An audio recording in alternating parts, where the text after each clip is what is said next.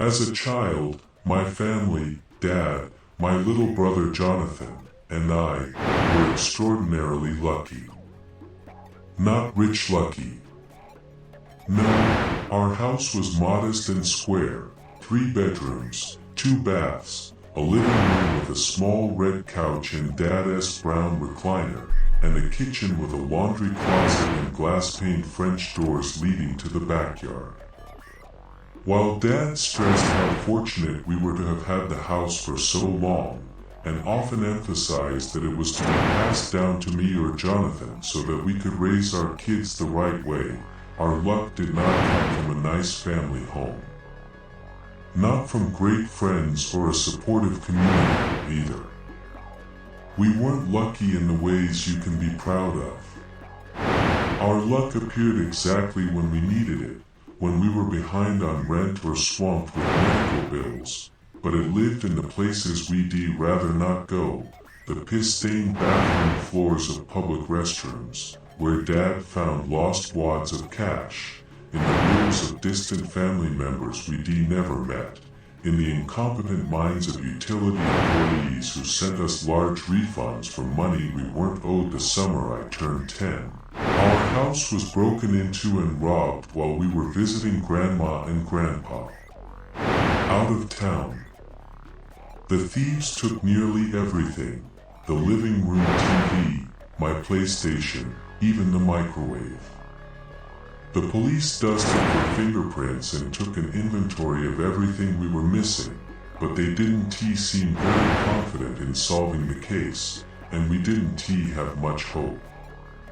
When the police left, Jonathan sat between Dad and me on the couch, crying as he stared at the open space in front of the fireplace. All our stuff, he said between sobs. Why would they do this? It's gonna be okay, Dad said. Things will work out. You know that. He patted me on the shoulder. Jake, why don't you and Jonathan get ready for bed? He gave Jonathan a hug and walked down the hallway toward the bedrooms. I put my head in my hands, and for a moment, the only sound was Dad's shoes softly thumping against the hardwood floor. I took a deep breath. It'll be okay, John. Let us go to bed. We walked past the hallway bathroom, past Dad's room, and past the guest bedroom. As I opened the door to my and Jonathan's room, I heard what sounded like a groan of pain coming from the guest room. I stopped in the doorway. Jonathan either didn't hear the sound or didn't care. He turned sideways, slipped past me, and climbed up to the top bunk. I turned and walked toward the room. I stood next to the door and listened, but heard nothing. For a moment I considered trying the knob, but Dad would be killed me if he found me snooping around. That room was best to be ignored. When we did acknowledge it, it was referred to only as the room. No one but Dad was allowed in the room. He kept the door locked and the key with him at all times. This wasn't the first time I'd heard sounds coming from the room, but it was usually quick, rubbery squeaks, like someone moving around in a bed. It had never been a sound of pain before. I stayed up worried until late in the night when I heard the door open, close, and then lock. Early the next morning, I woke up to Jonathan yelling from the kitchen. When I went out to see what was going on, he had opened the back doors and was standing in the yard, holding his hands out as if to present a brand new car. All of our stuff, every single item we were missing, was there. The TV and microwave were sitting safely on top of some towels, and everything else was piled neatly in large cardboard boxes. Attached to one of those boxes was a yellow sticky note with words written in red, bleeding ink, we're sorry. We're so sorry. We weren't lucky all the time, but these little miracles happened often enough to make us certain that we weren't like other families, and for us to have a sense of unwavering hope that was sometimes as foolish as it was uplifting. When Mom died a few weeks after my 8th birthday, we kept thinking she might just come back. Dad continued to make 2 cups of coffee every morning, and for months we kept an extra chair at the table. I'm not sure we ever stopped holding our breath. For most of my childhood, I never gave the room much thought. I'd grown up with it, after all, and I knew that the room was off limits before I knew how to speak. Dad was careful not to enter the room when anyone was around, so to me, the door that never opened might as well have been a blank wall. But about midway through my 5th grade school year, I finally had a reason to think hard about the room.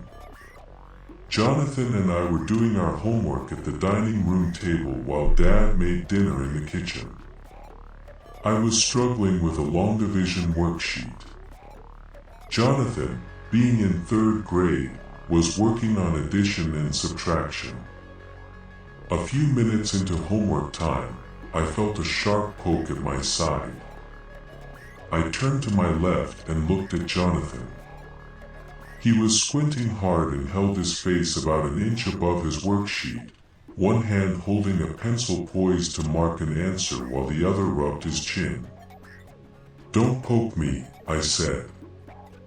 "I'm trying to focus." He jerked his head back as if broken from a trance. "What?" "Stop distracting me. I'm trying to do my homework." I sighed and shook my head, then got back to work. I was counting how many times 7 went into 49 when I felt another poke. "Stop!" I screamed as I turned to look back at Jonathan.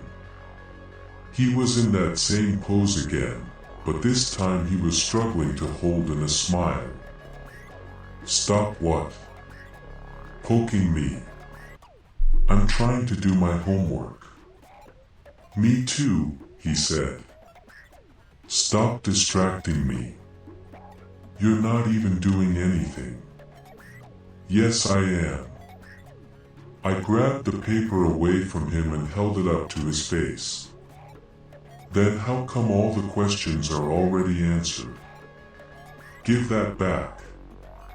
He screamed. He reached for the paper, and I jumped up out of his reach.